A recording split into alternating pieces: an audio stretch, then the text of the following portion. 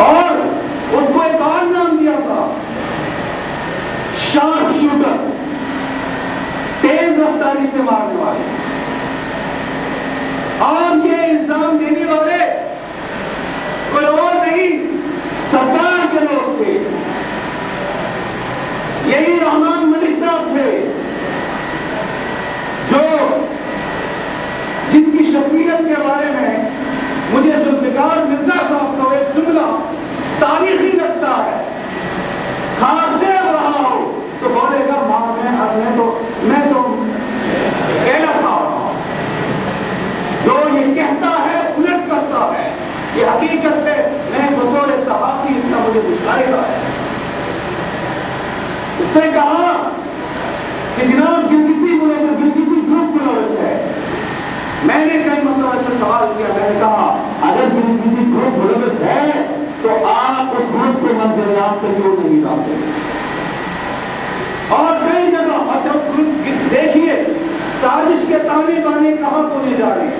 ابتدا میں جب اس گروپ کا ذکر کیا تو میں بڑے کھلے عام سے کہہ دیتا ہوں کہ اس کا اشارہ امامیہ اور اسٹوڈنٹ فیڈریشن کی طرف کہ امامیہ اور اسٹوڈنٹ فیڈریشن کی چھتری تلے کچھ لوگ یہاں دہشت گردی کرتے ہیں. یہ بھی حقیقت ہے. میرے ایک دوست نے منظور پروانہ صاحب کا آرٹیکل پڑھ رہا تھا میں، اس نے انہوں نے بڑا اچھا اظہار کیا ہے. یہ بات حقیقت ہے کہ لوگ کچھ استعمال ضرور ہو، لیکن چند افراد کی بنیاد پر پوری قومیت کو نشانہ بنانا، پورے خطے کو نشانہ بنانا، یہ کہاں کا انصاف ہے؟ پھر سلسلہ چلتا رہا.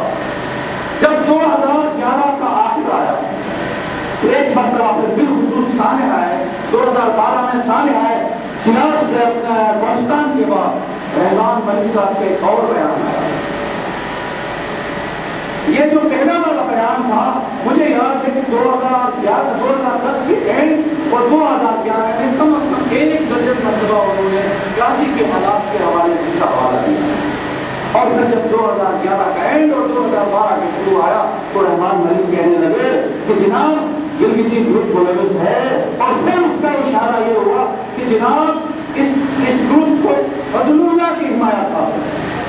یہ تعصب یہ کیا کہ اس گروپ پہلے جو گروپ امامیہ اور اسٹوڈنٹ فیڈریشن کی چھتری تلے کام کر رہا تھا، آج وہ اہل سنت کے سے تعلق رکھنے والے فضل اللہ، میں جس کے فضل اللہ کے خیالات کی میں مخالفت کرتا ہوں، میں اس کی مذمت کرتا ہوں، وہ دہشت گرد کی سرپرستی میں کام کر رہا ہے. پہلے تیار کیا کہ اہل تشیع اس گروپ میں شامل ہیں، بعد میں تیار کیا کہ جناب اہل سنت اس میں ملوث ہے. اس دوران ایک واقعہ ہوا، شاید بہت لوگوں کو اس کا احساس نہ ہو. پاکستان کے مختلف علاقوں میں گلگت بلتستان کے 4.25 لاکھ یا 4.5 لاکھ لوگ ہوتے ہیں، جو ہماری کل آبادی کا 33% سے زیادہ ہے. اور اس میں تقریباً 1.25 لاکھ سے زیادہ ووٹر تھے. علامہ صاحب آپ بھی چیک کر لیجئے کہیں آپ کا نام بھی بلتستان میں منتقل نہ ہو. جی اس دوران انہوں نے کیا کیا کہ گلگت بلتستان کے تمام لوگوں کے نام یہاں سے نکال کے گلگت کو نقل کر کے اب اس پاکستان کی سیاست میں اس کی یہاں کے معاملات پہ میرا اور آپ کا کوئی عمل نہیں.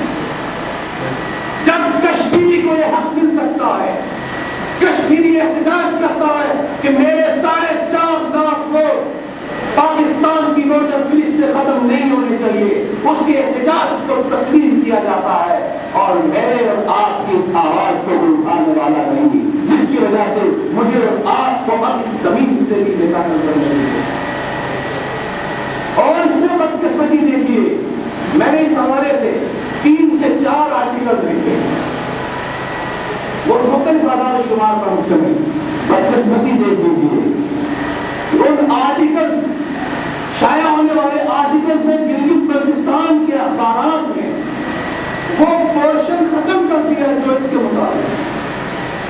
اب روئے تو کس کے لیے روئے اور روئے تو کس کے سامنے روئے؟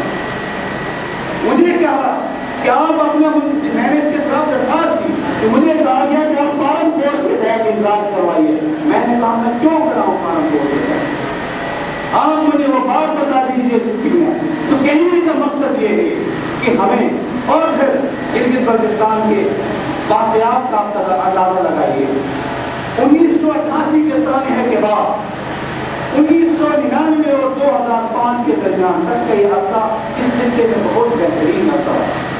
اس دوران وہاں منتخب ہونے والے نام نہاد ہی صحیح لوگوں نے کچھ کام کیا, لوگوں کو ملایا, کچھ لوگوں کی دوریوں کو ختم کرنے میں بہت بڑا کردار ادا کیا. لیکن بدقسمتی سے 2005 جنوری میں سانحہ ہوا جس میں آغا صاحب کو جو ہے شہید کر دیا گیا, اور اس کے بعد گلگت بلتستان میں ایک آگ بھڑکی. اس آگ نے بھڑکنا تھا, وہ بھڑکتی رہی, اور اس دوران پھر ایک نام نہاد پیکج دیا گیا.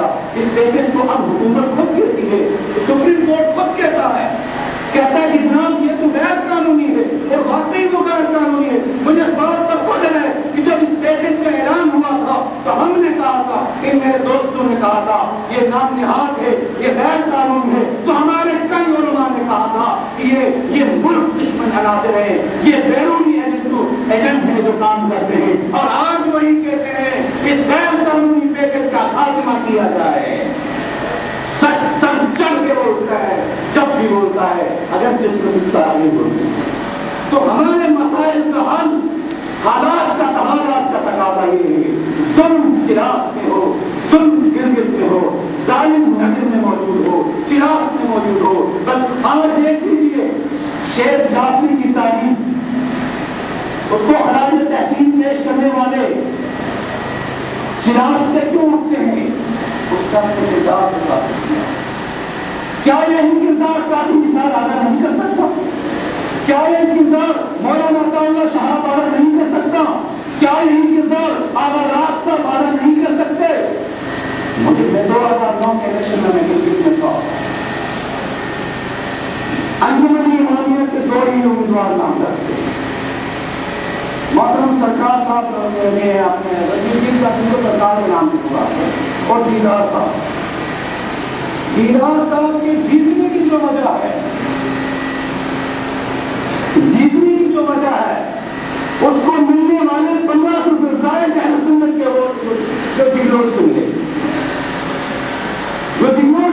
اور مجھے وہ جشن بھی یاد ہے کہ ہسپتال کے قریب جشن منایا جا رہا تھا, اور جشن میں سب سے آگے وہی چراسی لوگ, وہی جگلوٹی لوگ تھے جو نعرہ لگاتے تھے, 1 سے دیدار, 2 سے سرکار, 2 سے دیدار, 2 سے سرکار. تو میرے بھائی یہ فرقوانہ فسادات کا اثر تو ضرور ہے, لیکن اس میں ہمارا اپنا کچھ کردار ہے. وہ کردار یہ ہے کہ ہم اپنی منافقانہ سوچ کا خاتمہ نہیں کرتے. آئیے عہد کرتے علامہ صاحب کے جو سربراہی میں کہ ہم ظالم کو ظالم لکھیں گے, جابر کو جابر لکھیں گے, اور مظلوم کو مظلوم لکھیں گے. ہر ظالم سے بغاوت, ہر ظلم سے بغاوت, اور ہر مظلوم کی حمایت. جس دن ہم نے یہ تیار کر دیا انشاءاللہ تعالی وہاں سے استحصال بھی ختم ہوگا, ظلم بھی ختم ہوگا, ظلم بھی ختم ہوگا. وآخر دعوانا